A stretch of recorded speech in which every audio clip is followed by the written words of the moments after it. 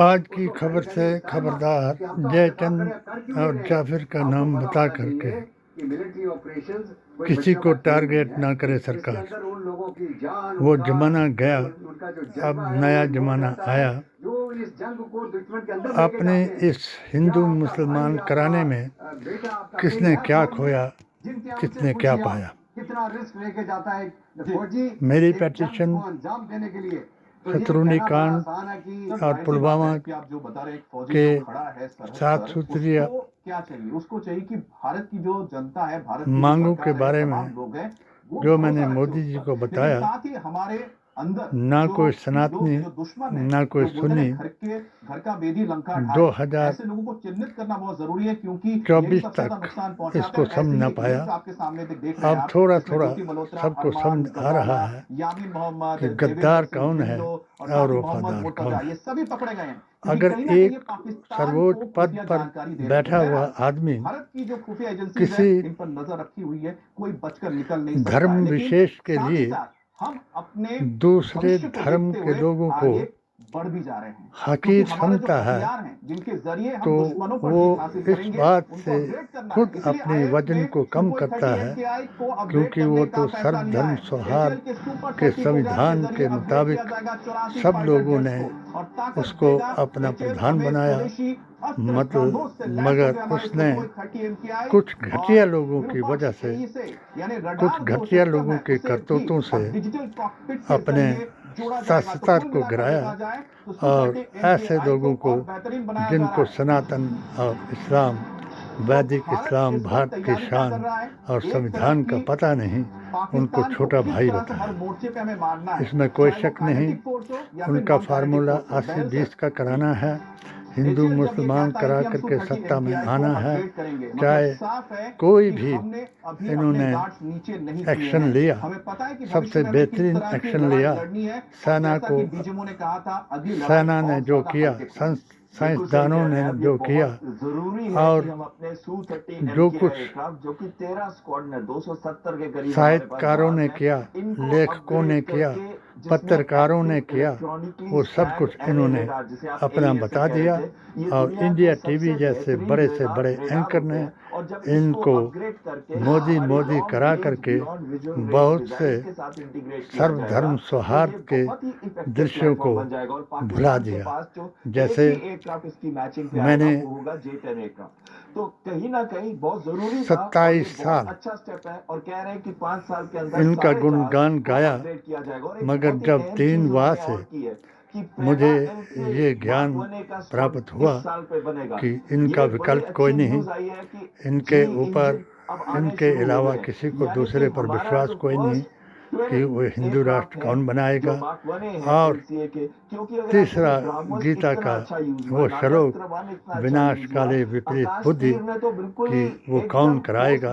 वो ऐसे ही लोग हैं जो जासूसी करते हैं, जिस देश का नमक खाते हैं उसको हराम करते हैं, और जो वफादारी करते हैं उनको धर्म के नाम पर गद्दार बताते हैं, और जो गद्दार हैं उनको गले लगाते हैं। ऐसा काम सर्वोच्च पदों पर बैठे हुए लोगों को नहीं करना चाहिए।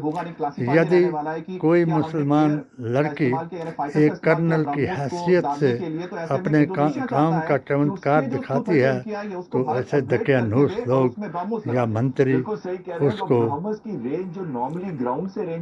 दुश्मन की बहन बता करके फिर बात हिंदू मुसलमान पर ले आती है।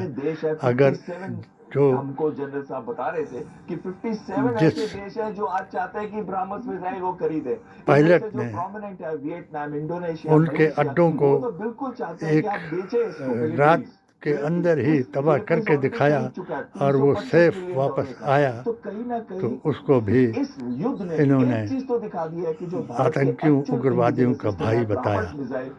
सबसे बड़ा वैदिक इस्लाम की शान में और मेरे YouTube HTK के बयान में ये है कि जो दुष्टों को गले लगाएगा वही दुष्ट कहलाएगा, जो काफिरों को मुसलमान बताएगा वही काफिर हो जाएगा। ये सूरा अल इमरान की 100 आयत का बयान है कि तुम उन अहले किताब को भी इतना उनकी बात पर अपने ईमान को बचाने की कोशिश करो, वरना तुम्हें वो मुसलमान बताते बताते काफिर बना देंगे। ये बयान वेद, पुराण, गीता ग्रंथ और कुरान जो है वही संविधान है। अगर जिसको शक है तो वो नए 16 फतवों में जो राष्ट्रीय हित में मैंने लिखे और संविधान, कुरान और नबी की ज़ुबान से लिखे, उनमें लिखा ये बयान है कि अगर कोई इन पर बहस कराए तो मैं भी मान जाऊं कि कोई न कोई पत्रकार तो मुफ्त में काम कर रहा है, सच्चाई को लिख रहा है, मगर सब यहाँ रेंटेड हैं, चाहे पत्रकार हो, चाहे कुछ ऐसे उच्च पदों पर बैठे जज हों या एंकर हों या मंत्री हों, वो उनकी जुबान से जो सत्य निकल जाता है, जो उनके दिल में आता है, जैसे कर्नल सोफिया कुरैशी के बारे में कह दिया, उसी तरीके से उनको जफर के साथ मिलाना और किसी हिंदू को जयचंद के साथ मिलाना, ये कहावतें हैं। सबसे बड़ी कहावत अगर मैं बीजेपी के जितने भी मंत्री हैं उनसे एक सवाल पूछूं रजत शर्मा के जरिए से कि इस पर बहस कराएं कि आज तक 200 साल अंग्रेजों ने राज किया, भारतीय संस्कृति और संस्कारों को बिगाड़ दिया। आज तक किसी बीजेपी के जो पेंशन भोगी थे, माफ़ी मांगने वाले थे, उन्होंने अंग्रेज का भी नाम लिया, मगर वो औरंगजेब सिकंदर से लेकर के शाहजहां तक मुसलमानों को ही गद्दार बताते गए और दुनिया को एक दूसरे के साथ लड़ाते रहे। जो मेरे तीसरे वाह का विकल्प है, यानी विनाशकाले विपरीत बुद्धि, इसी को कहते हैं।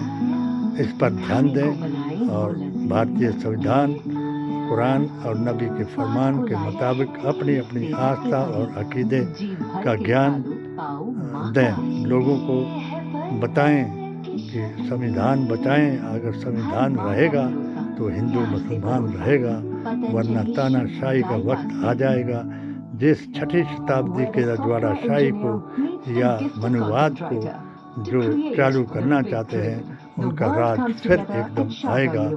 जिस तरीके से गोरे अंग्रेज़ों को हिंदू, मुस्लिम, सिख, ईसाई सब ने मिलकर के मुहिम चलाई और उनको देश से बाहर निकाला, उसी तरीके से काले अंग्रेज़ों को बाहर निकालें और देश, संविधान और सबके मान सम्मान को बचाएं। जय भारत, जय हिंद, जय संविधान।